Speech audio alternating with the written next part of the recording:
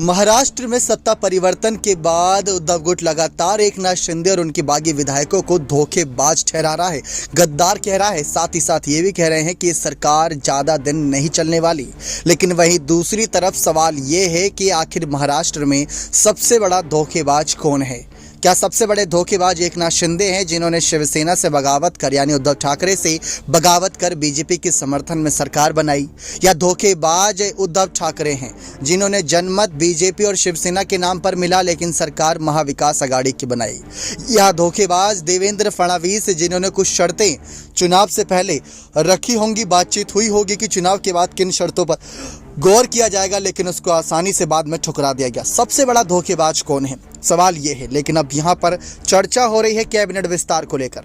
जी हाँ, कैबिनेट विस्तार के बीच यहाँ धोखेबाजी की कुछ बातें रखेंगे।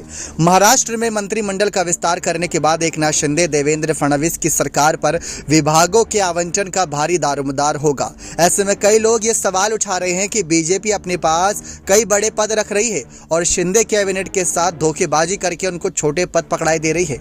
इस बीच ये बात सामने आ रही है कि क्या देवेंद्र फडणवीस के साथ सीएम पद के बाद मंत्रालय को लेकर भी समझौता हो सकता है। तमाम अटकलों के बीच भाजपा नेता ने खुलासा किया कि फडणवीस को गृह मंत्रालय मिल सकता है। एकनाथ सरकार जो कह सकते किस तरीके से एकनाथ शिंदे की सरकार ने लंबी जद्दोजहद के बाद मंत्रिमंडल विस्तार किया। अब विभाग को लेकर अटकलों का बाजार गर्म है। भाजपा के एक वरिष्ठ नेता का कहना है कि फडणवीस को गृह मंत्रालय का प्रभार मिल सकता है। भाजपा के एक वरिष्ठ नेता ने नाम न उजागर करने की शर्त पर बताया था कि उप मुख्यमंत्री फडणवीस को निश्चित तौर पर गृह विभाग मिल जाएगा, ऐसी खबरें थीं। आपको बता दें 2014 से 2019 के दौरान भाजपा शिवसेना सरकार में मुख्यमंत्री रहने के दौरान गृह मंत्रालय का प्रभार भी संभाल चुके हैं फडणवीस। गौरतलब है कि मुख्यमंत्री पद की शपथ लेने के 41 दिन बाद भी एकनाथ शिंदे ने मंगलवार को अपने मंत्रिमंडल का विस्तार किया। कुल 18 विधायकों के मंत्री के तौर पर शपथ दिलाई गई, जिसमें शिवसेना के शिंदे गुट के 9 और भाजपा के 9 विधायक शामिल हैं। लेकिन सवाल जहां पर तमाम खड़े हो रहे हैं कि शिंदे धोखेबाज हैं या फडणवीस, जिस तरीके से गृह मंत्रालय और कुछ बड़े पद साथ ही साथ अपने पास रख रहे हैं फडणवीस, तो क्या ये शिंदे गुट के साथ धोखेबाजी भी?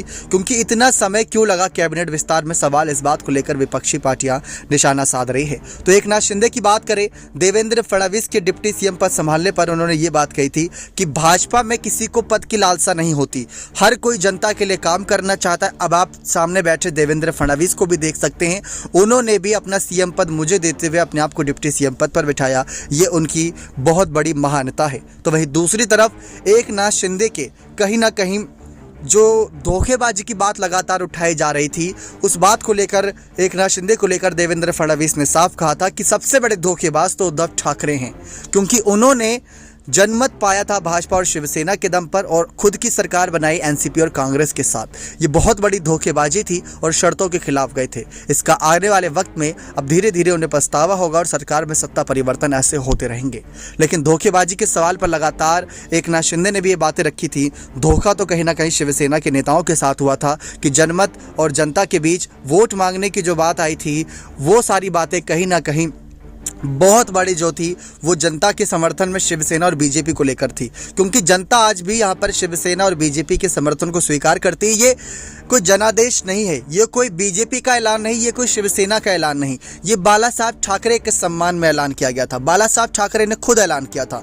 इस वजह से इस जनादेश को मानना जरूरी था और यहाँ पर एकनाथ शिंदे ने बगावत करी। लेकिन अब जिस तरीके से कैबिनेट विस्तार हो रहा है, इस बीच आप क्या कहना चाहते हैं कि महाराष्ट्र की सत्ता में सबसे बड़ा धोखा किसके साथ हुआ और धोखेबाज कौन है? अपनी राय खोलकर रखेगा, क्योंकि लगातार शिंदे गुट को गद्दार धोखेबाज कहा जा रहा है और अब देवेंद्र फडणवीस को धोखेबाज कहा जा रहा है, क्योंकि बड़े पद वो ले रहे हैं। ऐसी बातें तमाम अटकलें यहाँ पर सामने आ रही हैं। लेकिन इसमें आपने राय क्या रख सकते हैं, आप जरूर खोलकर कमेंट सेक्शन में जानकारी दीजिएगा। नेक्स्ट 9 न्यूज़ रूम की रिपोर्ट।